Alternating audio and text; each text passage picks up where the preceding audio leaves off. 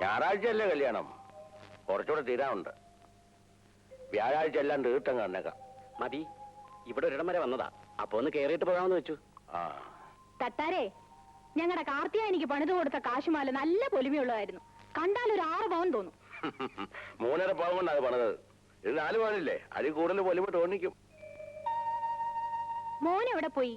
ആ കരുവറവാൻ എങ്ങാണ്ട് തന്നെ കിടപ്പുണ്ടാവും. എന്നാ ഞങ്ങള് വ്യാഴാഴ്ച വരാം.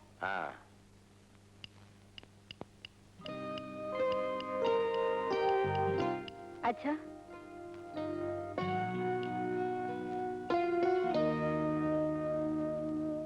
അവൻ ആ ഡമ്മയ്ക്ക് പിണ്ണമക്കാൻ പോയിരിക്കാ. ഇവിടെ പിടിപ്പത് പണിയുള്ളതാ. എന്റെ നടക്കുന്നു.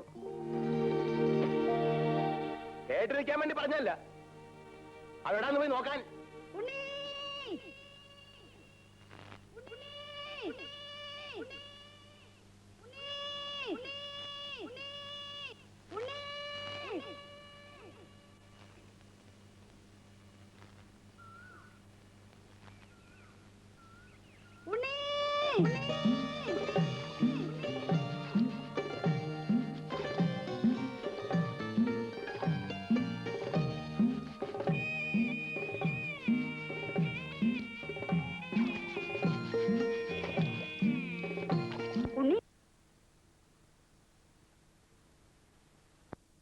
അച്ഛനെ അന്വേഷിക്കുന്നുണ്ട്.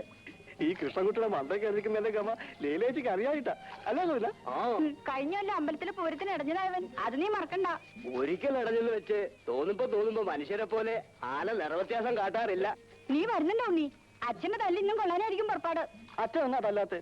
ലീലേച്ച് പോയിക്കോ, ഞാൻ വന്നോളാം. വേഗം വന്നോളൂ.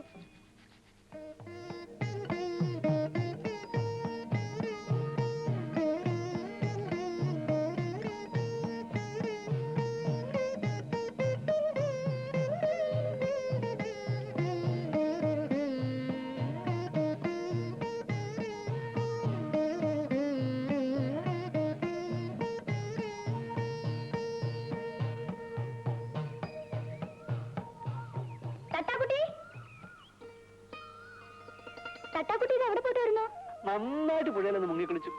കൃഷ്ണൻകുട്ടിയെ കുളിപ്പിക്കുകയും ചെയ്തു. സൂക്ഷിക്കണം കേട്ടോ, ഈ ആനപ്പുറത്തുള്ള കളി അത്ര നല്ലതിനല്ല. കൃഷ്ണൻകുട്ടിക്ക് പാടാൻ ഗോവിന്ദനേക്കാൾ ഇഷ്ടം എന്നോടായിരുന്നു. ഉളൂസെന്നറിയാം, എന്നാലും കേൾക്കാൻ രസമുണ്ട്. പ്രസാദം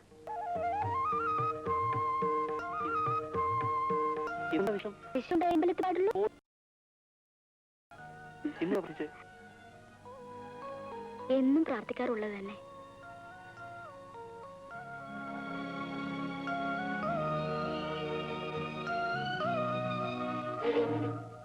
ദേ, അച്ചുതട്ടാൽ വരുന്നുണ്ട്.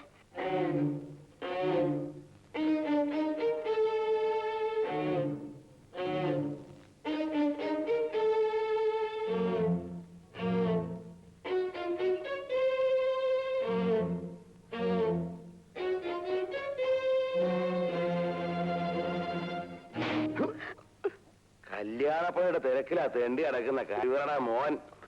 ഓടാ വീട്ടിൽ പോടാ.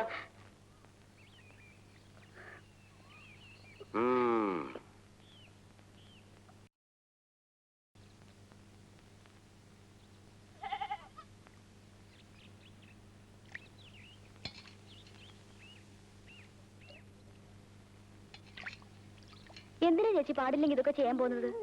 ഡോക്ടർ എന്താണ് പറഞ്ഞിരിക്കുന്നത്? എത്ര ദിവസം എത്തമ്മോ ഒന്നും ചെയ്യാൻ ഇരിക്കാൻ പറ്റുക?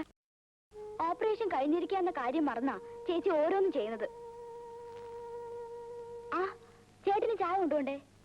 ആ, നിന്നെ കാണാതായപ്പോ അങ്ങേതിരെ മണിക്കൂട്ടിന്റെ കൊടുത്തയച്ചു. ഇനി അത് വൈകിയെന്ന് പറഞ്ഞ് അങ്ങേര് കിടന്ന് ബഹളം വെക്കണ്ട. അല്ല, നീ എന്താ വൈകിയേ? വരുന്ന വഴിക്ക് തട്ടാക്കുട്ടിയെ കണ്ടു. ആനയുടെ പുറകെ നടക്കുന്നുണ്ടാവൂല്ലേ? ആ, ആനയെ കുറിച്ചുള്ള പുളൂസും കേട്ട് നടന്നു വരുമ്പോഴാ അയാളെ കണ്ടത്. ആരെ? അച്ചുതട്ടാരെ? ഇങ്ങനെ ഒരു മനുഷ്യനുണ്ടോ? എന്ത് ഉപദ്രവം അയാൾ ചെയ്യുന്നേ?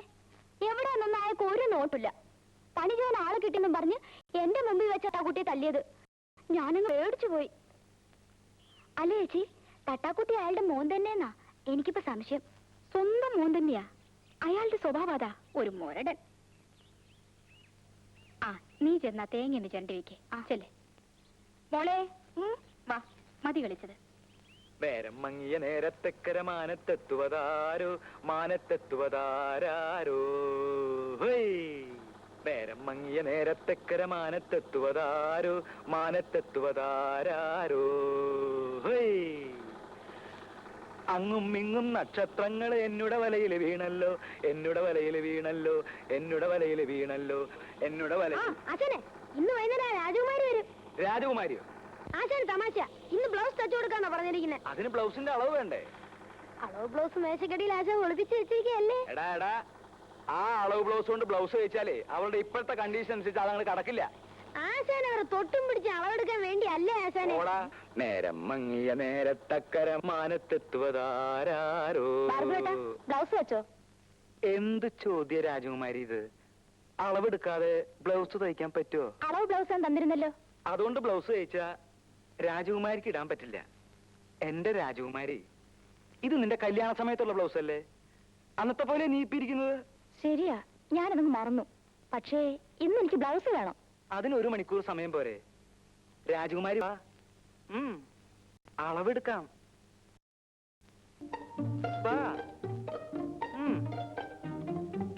എഴുതടാ. ഒന്നും കൂടെ തിരിഞ്ഞു.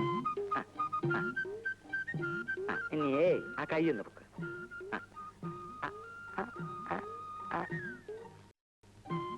34. എഴുതടാ. 34. കൈ പൊക്കേണ്ടിരുന്നോട്ടെ, അതൊരു കുഴപ്പമില്ല. കൈ പൊക്കിച്ച കൊല്ലാനൊന്നല്ലല്ലോ.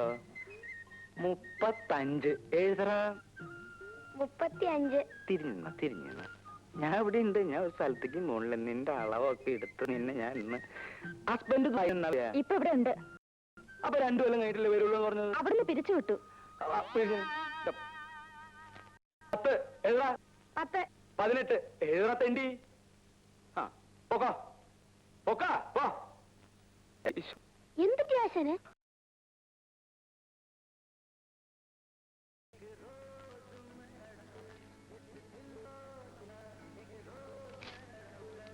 ഓ, തട്ടാര് പണപ്പരവും കഴിഞ്ഞ് പോവുമല്ലേ?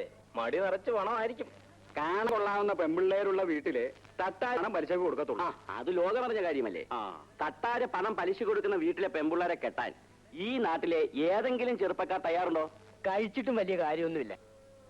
ശ്രീധരന്റെ മോക്ക് ഒരു കല്യാണാലോചന ഒത്തു വന്നതാ. തട്ടാരോട് അയാൾ പണം മേടിച്ചിട്ടുള്ള വിവരം അവരെങ്ങനെയോ അറിഞ്ഞ്. എന്നിട്ടേ ആ ചെറുക്കൻ പറയുക ആ പെണ്ണിനെ അവന് വേണ്ടാന്ന്. എവിടെ ഒരു പലിശയ്ക്ക് കൊടുപ്പ്.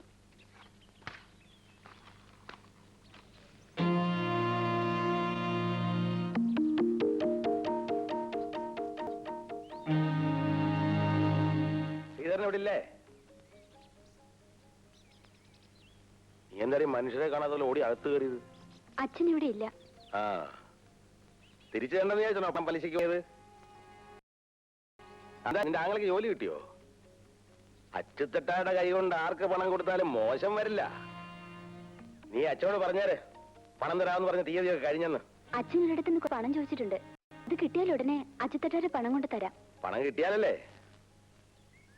ആ, നീ പറഞ്ഞുകൊണ്ട് ഞാൻ കുറച്ചു ദിവസം കൂടെ ക്ഷമിക്കാം. നീ എന്തായാലും മറയത്ത് തന്നെ നിൽക്കുന്നേ? ഇങ്ങോട്ട് ഇറങ്ങി വാ, ഞാനൊന്ന് കാണട്ടെ. ഒന്നിറങ്ങി വാടി പെണ്ണേ. നീ അങ്ങ് വളർന്നു പോയല്ലോടി പെണ്ണേ. പെണ്ണുങ്ങളായ ഇങ്ങനെ വേണം.